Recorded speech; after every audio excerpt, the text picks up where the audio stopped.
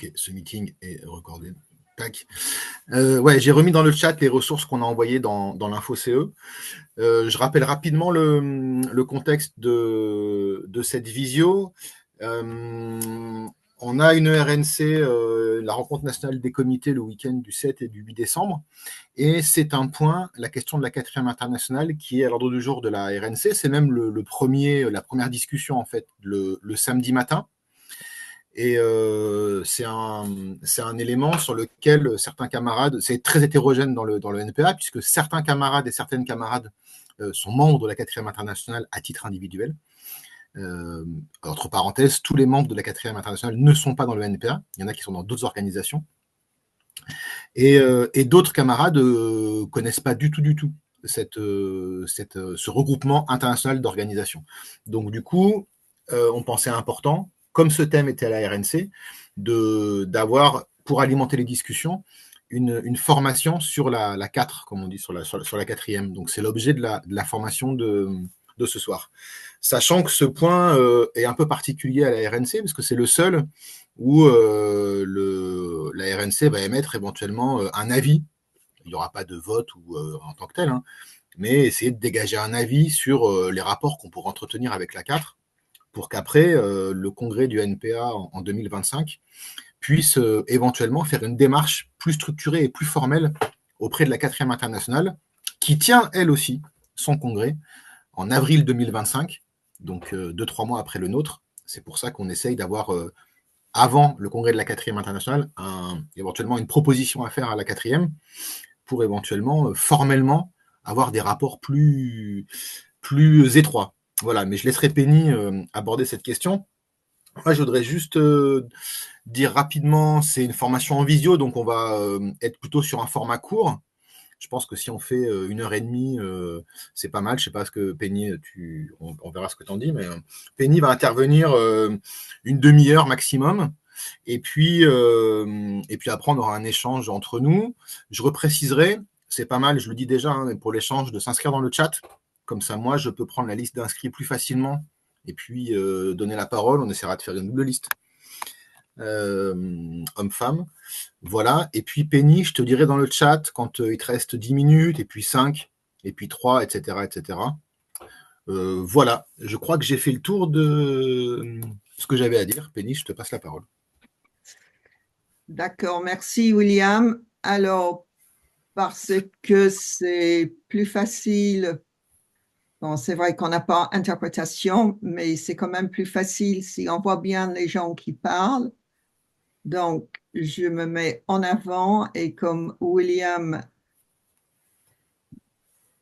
préside, ben voilà, donc les deux personnes pour l'instant qui sont au centre de l'intervention. Donc, je suis Penny, je suis membre du CE du NPA, mais je suis aussi membre du bureau de la 4e internationale. Je suis membre de la 4e internationale depuis 50 ans. Voilà, et en fait, si je suis en France, c'est parce qu'à l'origine, je suis venue en France en 82 pour être permanente de la 4. Donc, c'est effectivement une longue histoire. Donc, évidemment, je ne sais pas du tout. Bon, il y a des noms que je connais, donc je pense des camarades qui ont une certaine connaissance, d'autres que je ne connais pas. Donc, peut-être, bon, ne savent vraiment pas grand-chose.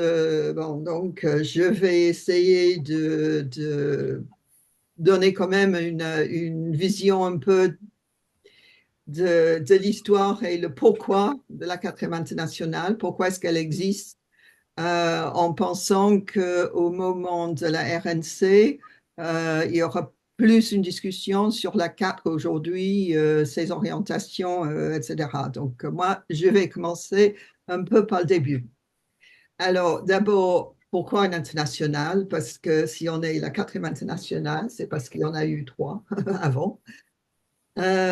Évidemment, la réponse la plus simple, c'est que le capitalisme s'organise au niveau international Et donc, pour le combattre de la façon la plus efficace, il faudrait aussi s'organiser au niveau international. En fait, le tout début, donc à la fondation de la première internationale, le but de Marx, de Karl Marx et Friedrich Engels était tout simple. C'était pour que les ouvriers, bon, c'était surtout les ouvriers, bon, d'un pays à l'autre étaient en contact et ne pouvaient pas être utilisés pour aller briser des grèves dans un autre pays. C'était vraiment tout simplement ça au début, en première réunion de la première internationale à Londres. Évidemment, nous, aujourd'hui, nous rajouterons qu'il est impossible, en fait, de comprendre le capitalisme si on n'a pas une vision internationale, si on ne comprend pas que, en fait, même si nous sommes partout dans le monde face au capitalisme, bon, comme on est face à d'autres formes d'oppression, d'exploitation, en fait, les expériences peuvent être différentes, peuvent mener à des idées différentes sur comment lutter de la façon la plus efficace. Et donc, la possibilité d'avoir cet échange d'idées, d'analyses et d'expériences de lutte est absolument essentielle. Donc, mais c'est vrai que notre monde est beaucoup plus internationalisé que celui bon, du milieu du 19e siècle, même si, et bon, il faut insister que, par exemple, Marx, il a écrit beaucoup sur la Commune de Paris, par exemple, pour expliquer ce qui se passait, que c'était des lettres qui étaient envoyées aux différentes organisations de la première internationale où ils demandaient une solidarité et que les gens apprennent des leçons de la commune. Mais c'est vrai que son audience était surtout aussi une audience européenne ou ben, à la limite ben, l'Amérique du Nord. Et donc, il n'y avait pas il n'y avait pas forcément cette idée d'internationalisme de ce point de vue. Mais nous, aujourd'hui, nous savons que quand nous regardons ce qui se passe dans le monde, entre comment est-ce qu'on peut le voir, nous, que, par exemple, des pays impérialistes et comment ça peut être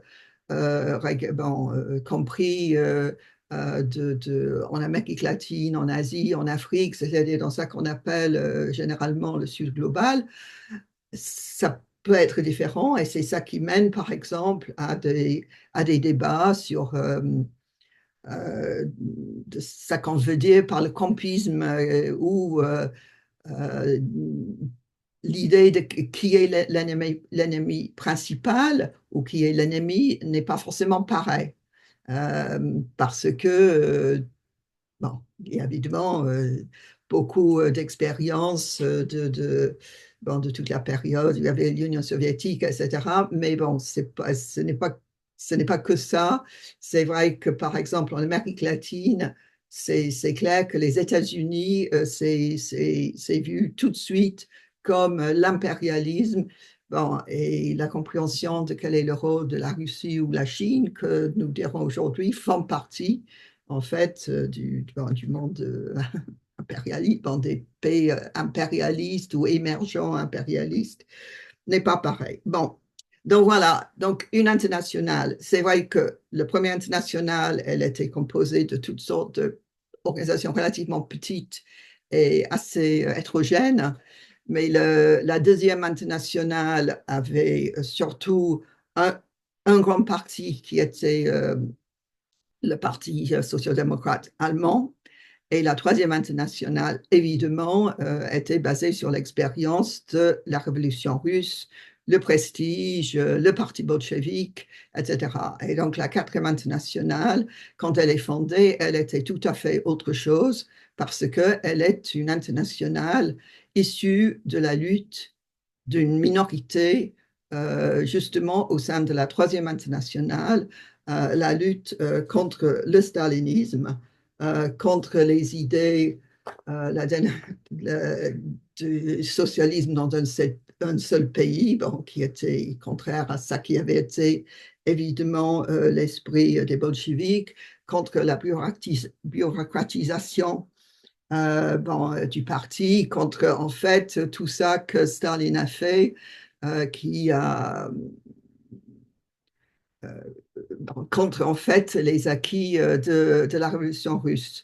Un des textes, un des livres que nous avons toujours beaucoup lu, c'est la révolution trahie de Trotsky, qui explique justement le stalinisme, ses effets dans la société russe à partir des années 20, quand, après la mort de Lénine, notamment quand Staline commençait à prendre le pouvoir total.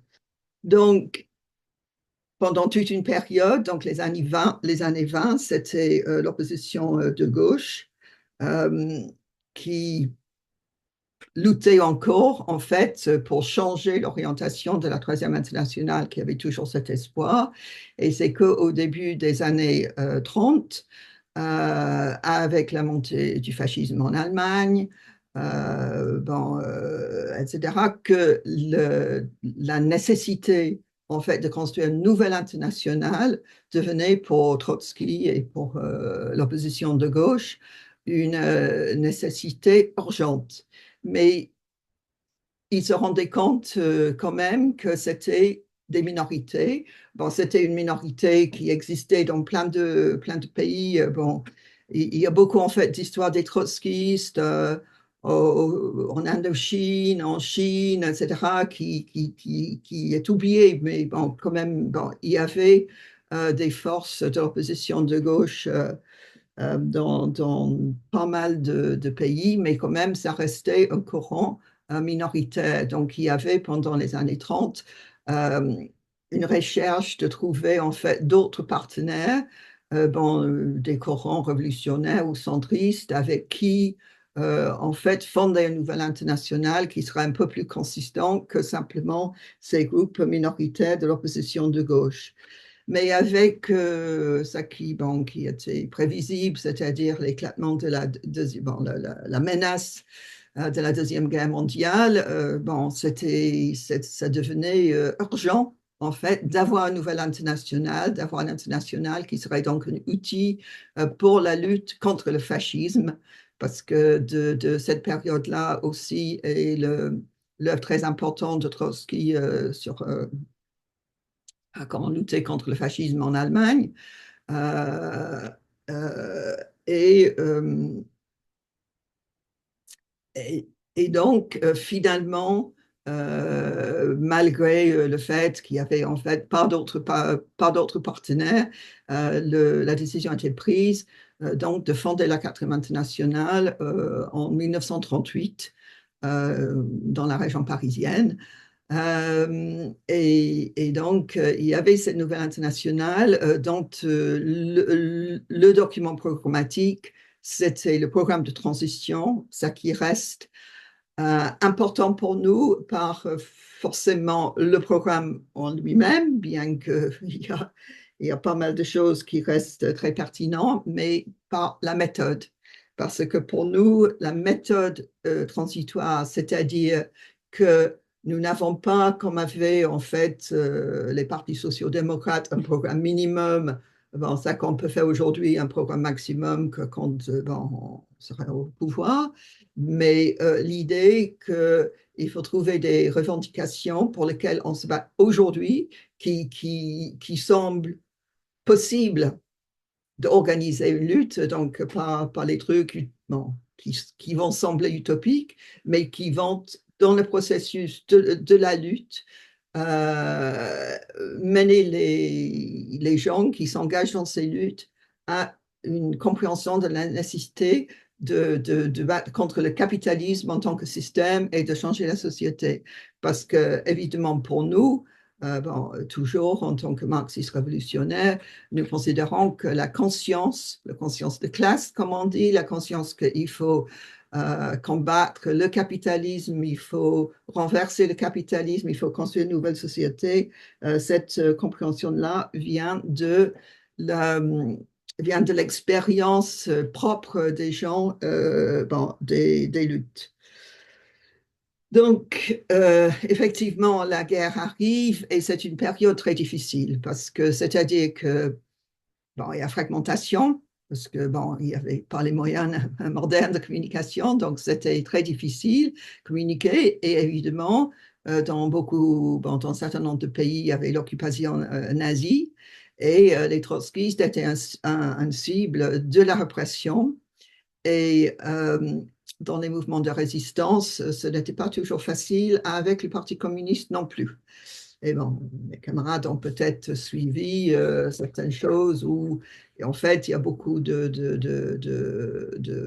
travail autour de retrouver les trotskistes dans la résistance, ce qui leur est arrivé. Et donc, il y en a qui ont été assassinés par les nazis, mais aussi, malheureusement, par les staliniens. Donc, c'était une période difficile. Et en fait, le fait que, par exemple, les camarades américains, notamment dans les forces armées, mais notamment la marine ou y compris d'autres, finalement, dans le cours de la guerre, sont allés dans d'autres pays, ça a permis de garder les liens.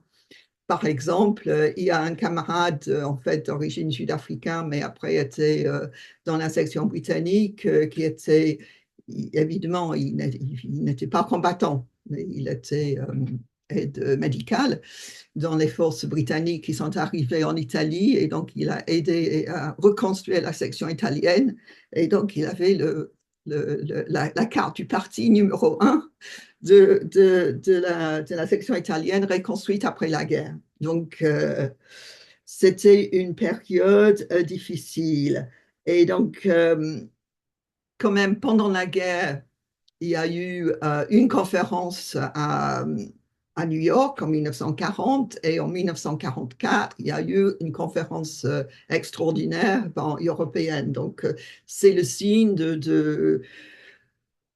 il y a un début de réorganisation des forces. Mais quand même, la période post-guerre est une période difficile que parfois nous appelons la traversée du désert parce que effectivement, on a les PC qui sont en position de force. Il y a le prestige de la révolution russe, il y a le prestige donc de l'armée soviétique, il y a eu le rôle des PC dans la résistance. Et donc, il y avait, comme c'était une période où il y avait la montée des luttes anticoloniales, il y avait aussi une grande présence des PC ou des Corans soutenus par l'Union soviétique dans tous ces mouvements. C'est vrai, c'était aussi une période de lutte ouvrière parce qu'avec l'expansion économique dans la période post-guerre, c'était possible d'avoir des luttes ouvrières. Ernest Mandel, un de nos grands dirigeants, a toujours expliqué que les gens luttent plus quand ils voient une possibilité de gagner quelque chose que quand ils sont totalement écrasés. Donc, c'était une période de lutte. Et donc, effectivement, dans les années 50, par exemple, il y a eu la révolution cubaine à la fin de la décennie. Il y avait aussi signe que les masses de l'Europe de l'Est, même si le bloc soviétique s'était imposé sur eux, que tout n'était pas totalement éteint, parce que il y a eu le soulèvement en Hongrie en 1956. Mais c'est vraiment dans les années 60 où il commence à avoir des nouvelles formes de radicalisation avec le mouvement des droits civiques aux États-Unis, le mouvement de solidarité avec le Viet Cong ou le mouvement pour la fin de la guerre au Vietnam, parce que ça aussi c'est un débat, comment est-ce qu'on menait cette bataille-là. il y avait l'expérience de Che Guevara, bon, après Cuba, Bolivie, bon, etc. Et en fait, une radicalisation de la jeunesse au niveau mondial, parce que 68 n'est pas simplement une expérience française, c'était peut-être un point central de cette radicalisation mondiale. Mais il y avait aussi bon, Tchécoslovaquie en 1968, etc. Et donc, c'était un moment où les organisations de la quatrième internationale, qui pour beaucoup n'existaient plus ou qui étaient très petits avec des vieux, etc., ont pu en fait prendre vraiment une nouvelle vie. Et donc, en fait, beaucoup de nos organisations euh, voient leur histoire vraiment recommencer à partir de cette période-là.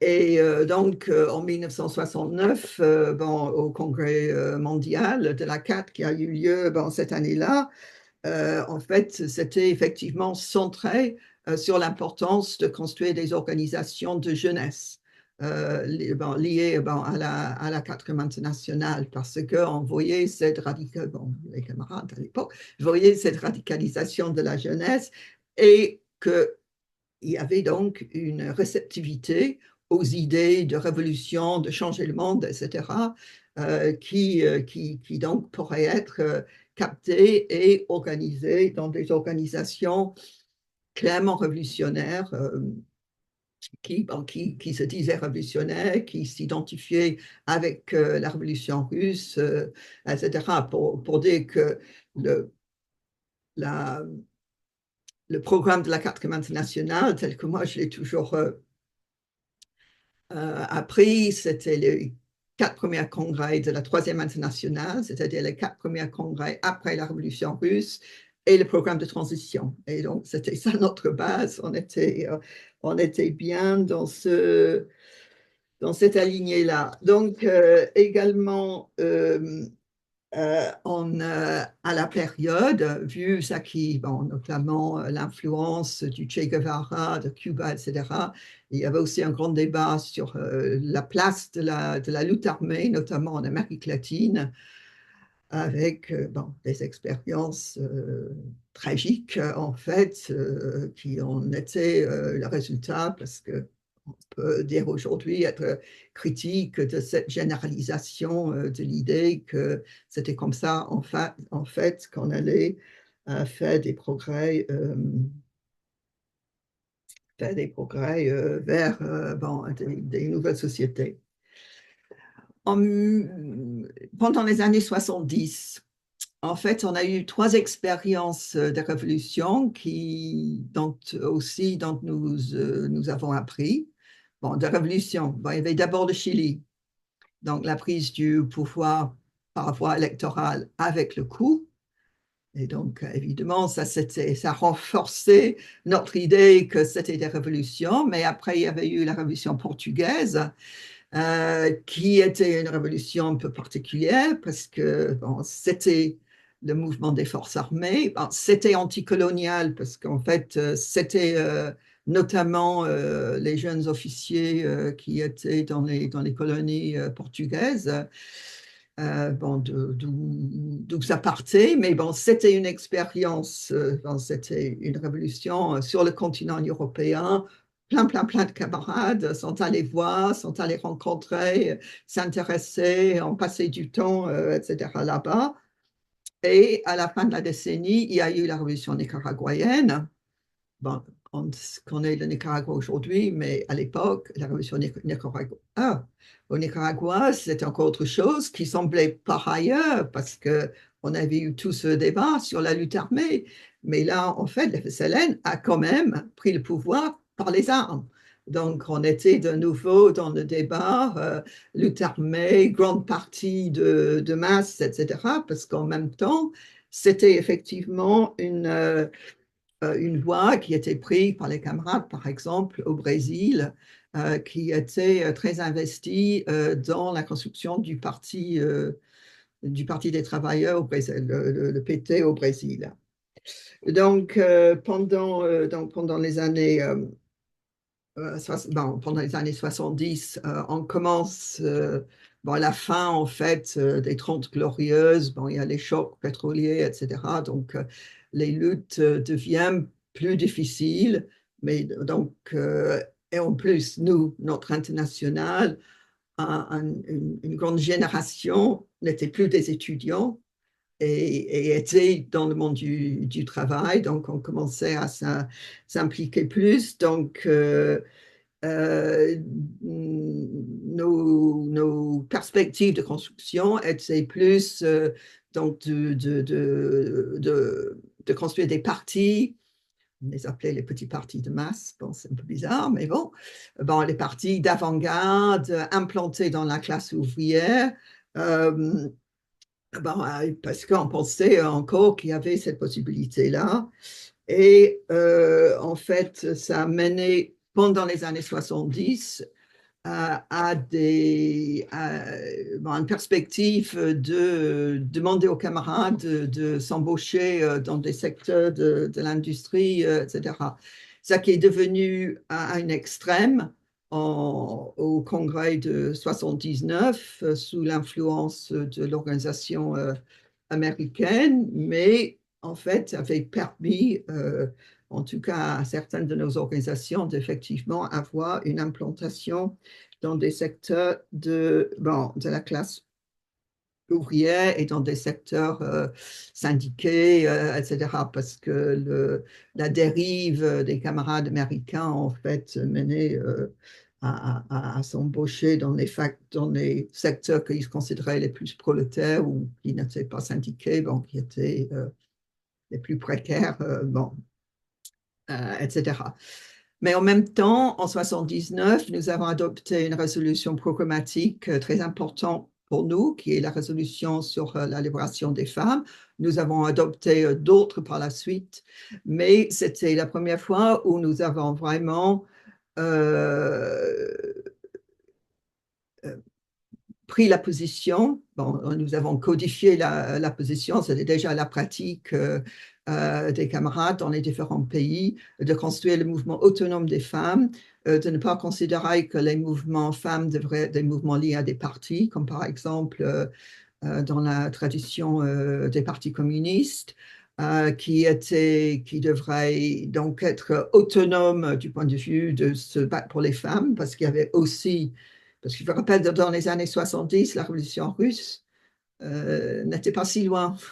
C'était encore un point de référence, faire le bilan, et on a vu que le bilan était, on ne pouvait pas faire confiance aux partis politiques, il fallait que les femmes se battent elles-mêmes pour leur libération. Et donc, c'est à partir de cette résolution sur le mouvement de libération des femmes que nous avons développé notre compréhension de comment est-ce qu'on devrait être avec les mouvements sociaux, qu'on participe, on se bat évidemment pour ça qu'on pense, c'est les meilleures perspectives, les meilleures revendications, les meilleures méthodes de lutte pour les mouvements, mais sans vouloir les récupérer, de les obliger à prendre toutes nos positions, etc. Et c'est maintenant quelque chose que c'est une approche que nous avons par rapport à tous les différents mouvements qui se battent. Donc, pendant les années 80, évidemment, ce qui était le plus important est arrivé à la fin de la décennie avec la chute du mur, la chute du mur de Berlin, et donc après l'effondrement du bloc soviétique en général. Et donc, c'est à partir de là que nous nous sommes dit que parce qu'il n'y avait plus donc, le monde divisé en deux, impérialiste par le bloc soviétique, comme les partis communistes n'auraient plus le prestige, le soutien, etc., de l'Union soviétique derrière, qu'il pourrait y avoir du mouvement à gauche entre les différents courants, etc. Et donc, c'est à partir donc de 95 on a eu un congrès en 91, mais c'était trop rapide, mais en 95, que nous avons développé ça qui reste notre orientation générale, que nous souhaitons construire des partis qui sont efficaces, qui peuvent avoir un effet et qui sont utiles. Donc, c'est-à-dire qui rassemblent des forces, mais rassemblent des forces sur des bases, des principes, des programmes qui sont efficaces, donc dans la lutte des classes, donc c'est-à-dire qui sont indépendants des institutions bourgeoises, qui sont démocratiques, qui sont des partis militants où tout le monde agit. C'est pas simplement des partis où les gens paient, où les gens discutent, etc. Mais ils agissent. Bon, ils sont évidemment contre toutes les formes d'oppression à l'extérieur et à l'intérieur. Bon, etc. Et donc, c'est de ce point de vue-là qu'en fait, qu'on voit que quand on regarde internationalement, nos camarades font beaucoup d'expériences différentes parce que l'idée, c'est toujours dans une situation donnée, où est-ce qu'on trouve les forces avec lesquelles on peut faire un parti de ce type. Il faut dire que, parce que parfois il y a une confusion, parce que plein de gens utilisent les termes parti large. Moi, personnellement, je pense que comme ça mène à la confusion, je ne l'utilise pas. Je préfère parler de nouveaux partis, de partis utiles, etc. Parce que l'idée des partis n'est pas de... Le but n'est pas de faire des partis avec des réformistes. Bon, il se peut que, effectivement, en construisant des partis de ce type, on va se trouver avec des courants qui viennent des partis réformistes, mais qui sont en mouvement. Mais on va aussi se trouver avec d'autres forces qui viennent d'autres courants révolutionnaires, centristes, etc. Parce que si on regarde, par exemple, les camarades de la section philippine, en fait, c'est issu d'un courant du Parti communiste des Philippines, c'est-à-dire un parti maoïste. Bon, nos camarades au Pakistan viennent de notre courant trotskiste, le courant militant. Au Portugal, nos camarades ont effectivement construit le bloc de gauche avec un courant maoïste et un courant qui venait du Parti communiste, mais qui venait du Parti communiste. Et donc, qui était en mouvement.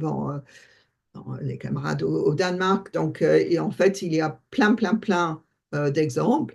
Mais c'est vrai que la question de l'indépendance de classe reste cruciale pour nous. Bon, déjà, dans les années 60, on a dû se séparer de la section sri-lankaise qui est rentrée dans un gouvernement bourgeois. En 2003, un camarade brésilien a accepté un poste dans le premier gouvernement Lula. Et même si le mouvement des sans-terre voulait qu'il soit le ministre de la réforme agraire, nous avons pensé que c'était pas une bonne idée, mais nous avons accompagné, nous avons discuté pendant 1 an au niveau de l'international avec les pays en 4 langues, parce qu'il fallait portugais, etc., avant de décider que ce n'était pas possible. Et donc, les camarades qui ont donc rompu avec cette orientation et qui sont rentrés dans le PSOL, etc., sont finalement devenus donc la section brésilienne. Donc, ça qu'il faut comprendre, que quand on construit ces nouveaux partis, évidemment, on veut arriver à avoir un parti révolutionnaire qui est capable de mener la révolution. C'est évidemment le but stratégique. Et donc, tout qu'on fait entre-temps, c'est essayer d'aller vers ce but stratégique. Et on sait que les choix qu'on fait à un certain moment de construire un certain type de parti sont transitoires, parce que ça peut changer. Par exemple, les camarades en Espagne, dans l'État espagnol, en 2014, ont participé à la création de Podemos, mais 6 ans plus tard, ils ont décidé qu'ils n'étaient pas capables de redresser l'orientation de Podemos, qui donc allait rentrer dans un gouvernement avec le Parti socialiste espagnol. Et donc, ils ont quitté Podemos et ils ont construit une organisation indépendante. Et donc, c'est de ce type d'orientation, alors que nous défendons en tant que quatrième international, avec, comme je dis, la compréhension qu'on essaie de comprendre le monde d'un point de vue international, mais on essaie d'agir pas par une recette donnée en euros ou d'ailleurs, mais en fonction de ce qui existe dans le pays où on est.